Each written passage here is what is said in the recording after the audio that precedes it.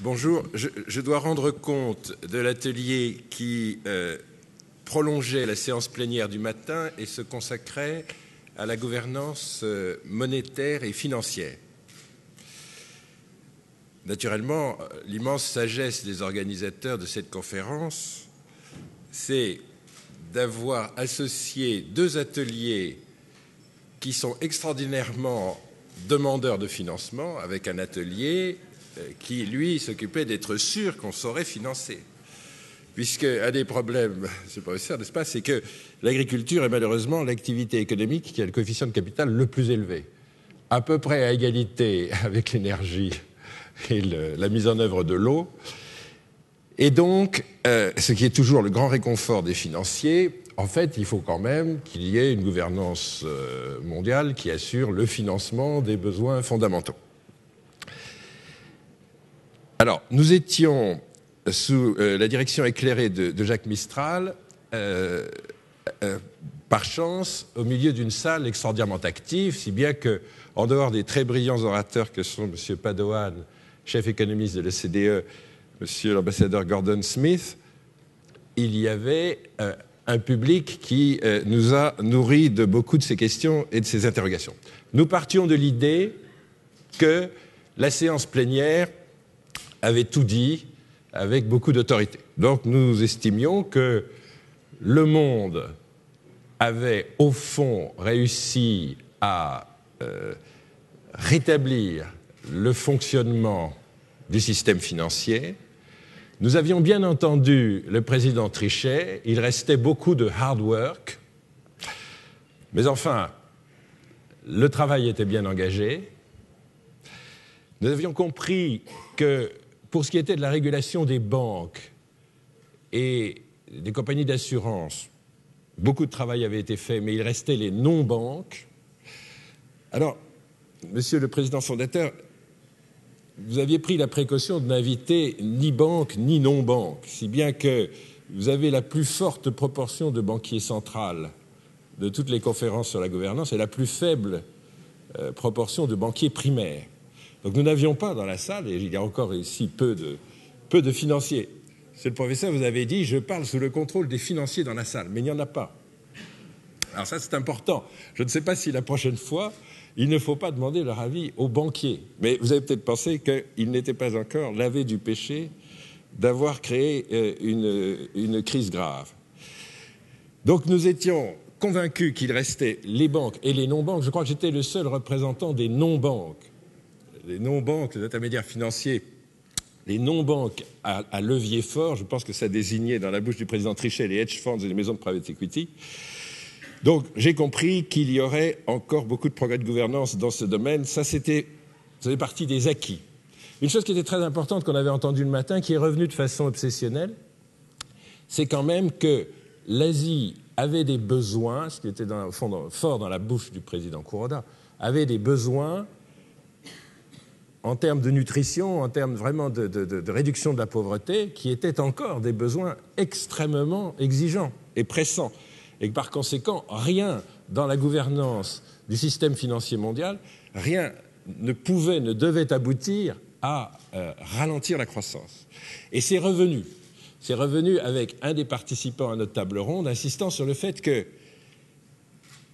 le découplage qui était arrivé dans la salle avec Kemal Dervish disant « Je reviens d'Istanbul où notre problème est une surchauffe terrible avec des entrées de capitaux court terme très excessifs qui posent des problèmes d'inflation, qui posent des problèmes de surchauffe. » On vient de voir 2 trimestres de croissance à plus de 10% du produit intérieur brut. Alors on est revenu là-dessus. Il faut une seule gouvernance financière, mais il y a un monde où la gouvernance financière sert à, au fond, réinjecter de la liquidité, refaire fonctionner des marchés, essayer de faire en sorte qu'en volume, on n'ait pas une attrition, au fond, des moyens de financer des besoins considérables.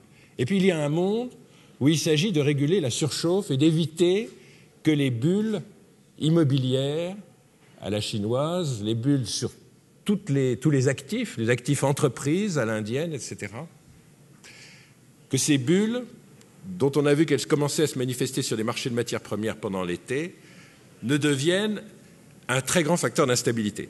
Donc une gouvernance pour deux mondes et un découplage assez fort. À cela, l'ambassadeur Hahn nous a, au fond, demandé qu'est-ce que vous en tirez comme conséquence. Est-ce qu'il faut des forums différents pour traiter des pays qui sont à peu près la moitié du monde en PIB et les 2/3 du monde en population, où il s'agit de faire une gouvernance financière de régulation de la surchauffe, et puis l'autre moitié du monde, où il s'agit d'essayer d'assurer la reprise. Et je crois que la réponse unanime, c'était non, bien sûr, il faut un seul forum. Nous sommes dans un degré d'interdépendance qu'on n'avait jamais connu, et donc c'est évidemment un seul forum, mais c'est une typologie des moyens de régulation qui tiennent compte de cette différence fondamentale. Kemal Dervish disait, on n'a jamais expérimenté ce degré de différenciation, on n'a jamais eu ce degré, cet écart entre les deux parties du monde. Alors quelque chose qui était très intéressant par rapport à la séance du matin, c'était le thème très caractéristique de l'OCDE et très très bien défendu des politiques structurelles.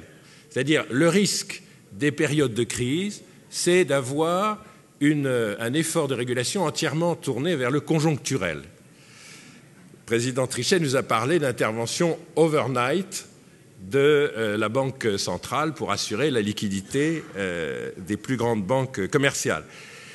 Les politiques structurelles, avec évidemment l'argument que nous avions des déséquilibres forts épargne-investissement, qu'évidemment, si nous avions une demande interne plus forte ou des systèmes de sécurité sociale, de protection collective dans les marchés émergents où on épargne entre 20 et 40% du revenu national, si on avait ces mécanismes de solvabilisation de la demande interne, on aurait moins d'épargne, moins de surplus, moins de déséquilibre.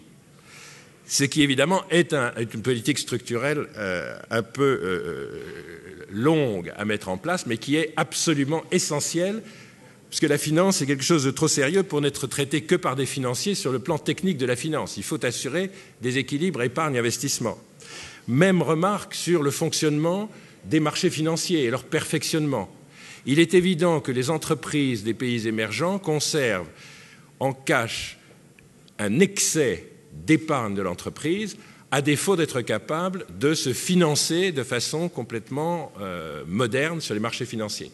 Donc, à long terme, ce sont les politiques structurelles qui assurent les chances d'une évolution maîtrisée. Et puis, au fond, l'ambassadeur Gordon Smith, en insistant sur le rôle de steering committee de l'économie mondiale que va jouer le G20, dans un débat très intéressant avec l'ambassadeur Hahn, parce que c'est une des questions de Séoul, c'est comment on assure le pilotage, où est le cockpit, qui est le pilote. Au fond, est apparue une question qui est quand même intéressante, qui est, alors qu'il y a 2 ou 3 ans, nous avions des institutions héritées de 1945 et perfectionnées à la marge, là nous avons eu une création institutionnelle considérable pour ce qui est de réguler la finance, mais il n'est pas certain que nous avons une architecture de cette gouvernance. Nous avons énormément d'institutions nouvelles. La créativité du monde pour résoudre cette crise aura été exceptionnelle sur le plan institutionnel. Il n'est pas absolument certain, comme on le faisait remarquer dès la séance du matin, qu'on sache tout à fait quels sont les rôles des anciennes institutions rénovées, réinventées du système de Bretton Woods par rapport au G8, par rapport au G20, par rapport aux divers comités professionnels, aux divers comités informels. Et le même débat, vous vous rappelez, qui avait surgi sur les pays émergents se font-ils entendre à Bâle, témoignage japonais et asiatique, non, témoignage du président du comité, oui, sommes-nous 20 ou 27 autour de la table? Le débat était apparu le matin, il est évidemment revenu. Il n'y a pas d'architecture du système, il y a maintenant peut-être une sorte de trop-plein institutionnel. Et c'est évidemment un des grands enjeux de la présidence, qui va forcément être très cartésienne, du prochain G20 et de la merveilleuse coïncidence avec le G8 dans les mains de la seule grande puissance rationnelle, n'est-ce pas,